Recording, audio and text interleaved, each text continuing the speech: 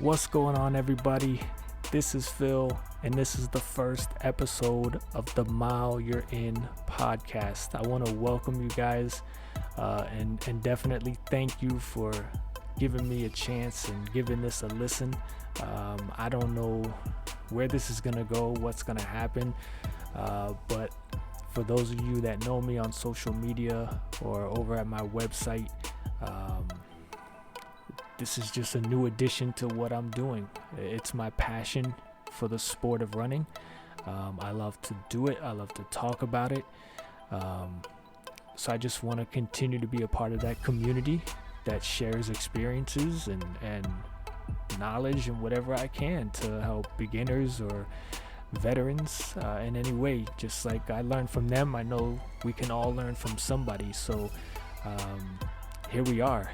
I know I've been excited and anxious to do this first episode since I announced it, and a lot of people were wondering if it was still gonna happen. But listen, man, I'm just excited, man. I got a big race coming up in 2 weeks, my 5th 100-mile race. Actually just came home to a surprise gift from one of the brands that I'm an ambassador for, Amp Human Performance. They gave me some of the PR lotion that I'm telling you, this stuff works. It's not a gimmick, and especially if you're an endurance athlete, this is something you should check out and look into. I will post the link, and I believe I have a coupon code I could even share with you guys to give you a little bit of a discount. But definitely something that saved me in a lot of my 100-milers and even some of the 5Ks that I've raced when I was chasing a goal of a sub 20 time. But that's what this whole podcast is going to be about, is running. I don't know all the topics yet. I have some ideas already written down, but this first one's about basically, you know, the title of the podcast, The Mile You're In. A lot of times as runners, we tend to focus on the main goal and forget about those baby steps that lead us to the main goal. So something that I wanted to really preach is to run that mile that you're in. You know, I just mentioned 5Ks. When I've run those, I always go out at a ridiculous pace. Some would even say suicide pace. The first mile is always my fastest, and then mile 2 and 3, I'm just hanging on for dear life. And it's something that if I ever get back into running those and chasing a faster goal of maybe getting close to the 19 minutes or whatever it may be, it's something that I'll learn, is to run those miles that you're in. Because the day I hit sub 20, the first and only time, because after I did it, I was done. I was like, I'm going back to these ultras, the long distance, slow and easy stuff. The first mile wasn't the fastest. And mile 2 got a little faster, and mile 3 got the fastest because I had someone to pace me and push me and run a little bit smarter and run each one of the miles that I was in, and not focus on mile 3. All right, go as fast as you can and just hang on for dear life. On the other side of that, when I think about my 100-milers, between the 4 that I've done so far, each one has presented its own different challenge. The very first one, simple as that. It was my first one. I had no experience other than running 50 miles up to that point.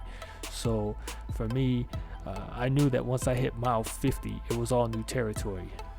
Pain that I wasn't used to, or I didn't even know what to expect. Staying awake for that long, there was so many different challenges.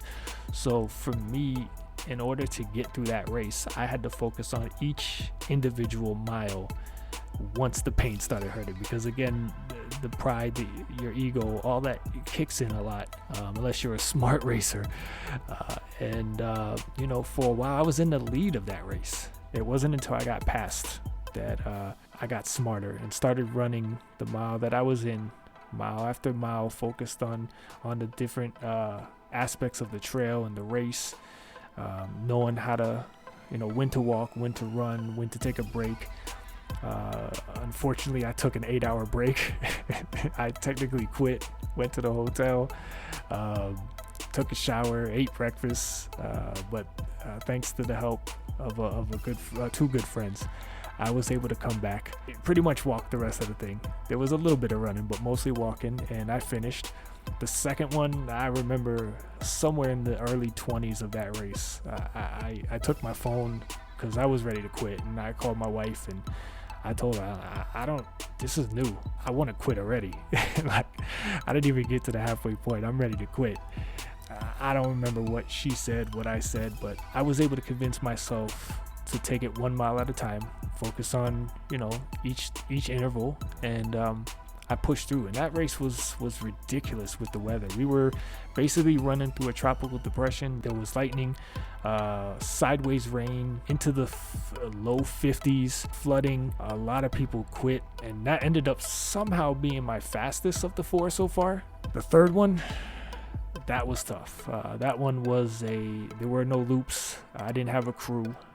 So that one, I had to be smart, and unfortunately, a whole new experience just brought a lot of mental mistakes, a lot of doubt and quitting that took place during that race. But I was going through some personal stuff that was able to push me through that. And again, I just kept reminding myself, something I always tell myself: you ride the highs and you grind the lows. So when it felt good, I enjoyed it, man. I laughed. So a lot of times I talk to myself, just make myself laugh. I was smiling, whatever it took to stay in that moment. And then when it sucked, and I embraced it. I knew it was going to suck, but I knew it didn't last forever. So, you just try to talk yourself out of it. You listen to some music, you do whatever you can. Or you just say, look, this is going to suck. Do what sometimes I just walk. So, don't even run, because you're just going to get pissed off. You're going to want to quit. So it's like, all right, what, this sucks. Let's take a break. Let's walk. Let's eat. Let's have something to drink. You do what you got to do in order to get through that low, because I compare running to life. There's trials and tribulations, ups and downs, and you just got to ride those and grind them out. So when it's good, you enjoy it.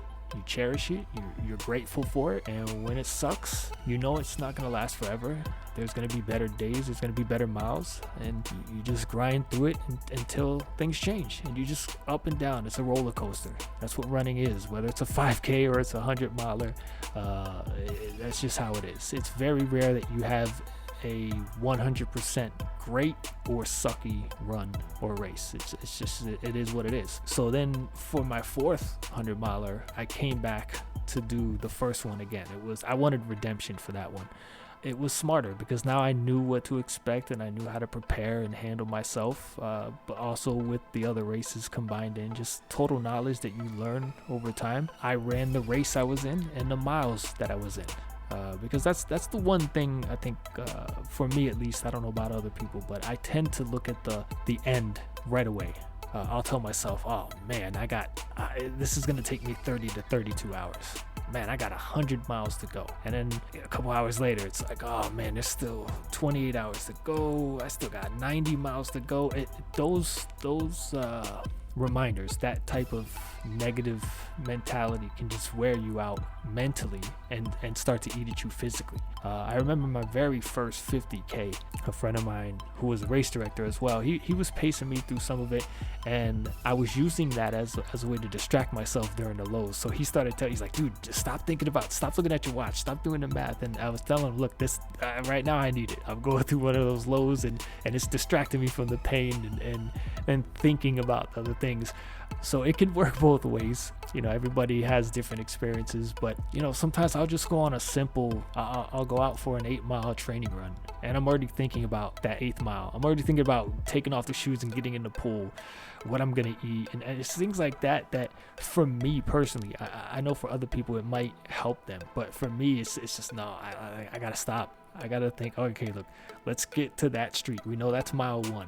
Then we'll focus on that street corner down there. That's going to be mile 2. And then when we get to the park where that water fountain is, that's mile 3. It's things like that I think will help all of us, because sometimes we just, again, focus on, like think about it again with life. man, I want to get this job, but I want to get that promotion, I want to get there. Or you start school and it's, man, I want to get the degree and then get that job. And it's like, you still got to take all these individual classes, each semester. So when you're out there on the run, if you're finding it difficult, just remind yourself you still got a long way to go. So focus on that little bit, and you'll notice when I've done it, each one of those miles just tick off. Next thing you know, you're like, man, that was a mile. Man, that was 3-4 miles. Man, it's been over an hour. Run the mile you're in. Run your race. If you're out there running, whether it's a training run or a race, and someone passes you, or they're catching you, or you can't even catch them, or whatever it is, if you're running your race, that's all that should matter. You shouldn't worry about anybody else. You have your own goals. They have their goals. You don't know. There's been times that I've seen somebody pass me, and I've wanted to try to keep up with them and chase them, but I stayed at my pace and ended up passing them or beating them by a large margin. Or on the flip side, where I've done that and then come to find out they had a whole second wind still to go, and they just totally took off and embarrassed me, and I felt stupid because now not only did I not beat them, but my goal ended up failing because I didn't even hit the pace that I had trained to hit. So it's those things that you have to focus on. Your race, your mile, because it's you. If you're the one putting in the time, whether it's your nutrition, your studying of the sport, whatever it may be, that's you. So with all that said, it's just a reminder to focus on what you've prepared for, what you've studied for. So that's pretty much it for this first episode. I know I'm going to be learning and growing with each one of these. I'm excited to get hopefully better with each one. Make sure to check the links that I post attached to the podcast for my website, for the AMP Human discount I was talking about, social media. Follow me. Hopefully you guys will like this, comment on it, share it, subscribe. If there's something you want me to talk about, there's somebody you want me to try to interview, whether here or on my website, reach out to me. I'm always on social media. I'm a pretty friendly guy. I'm approachable. So hit me up, let me know what's up, and we'll take it from there. Until then, with the race coming up, I got some planning to do for this race. So I'm going to try to get one more podcast out before the race. If not, the next one will be a recap of that. Until then, again, thank you guys for all your support here, the website. I really love the running community. You guys, especially in South Florida, are awesome. But every race I've gone to, when I did the New York Marathon, even when I ran in Canada on vacation, it's just when you interact with other runners, it's an awesome community. It's a welcoming, friendly, family type community.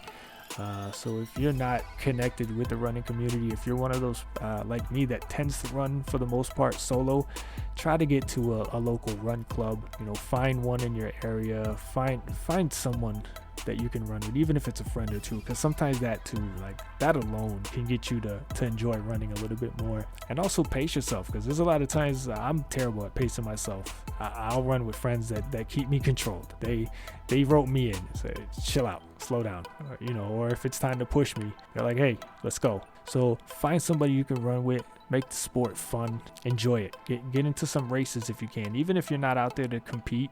You're not out there, I pretty much know I'm not gonna win a race. I won one race. That was still a shock to me, to be honest. But there's races I've gone into and I know, okay, I'm gonna place in my age group, or at least I should. But even then, it's like, sometimes just being out there in that atmosphere with all those people and people watching you and cheering you on, they don't know you. They don't care that you're not some elite runner, because you're like them. You're an average person just out there getting active and having fun. So I think that'll be something I'll touch on a little bit deeper on another podcast, is making running fun again and enjoying it, or not so stats driven. So until then, get out there, run the mile you're in, stay focused. If it sucks, don't quit, keep moving, and we'll see you on episode 2.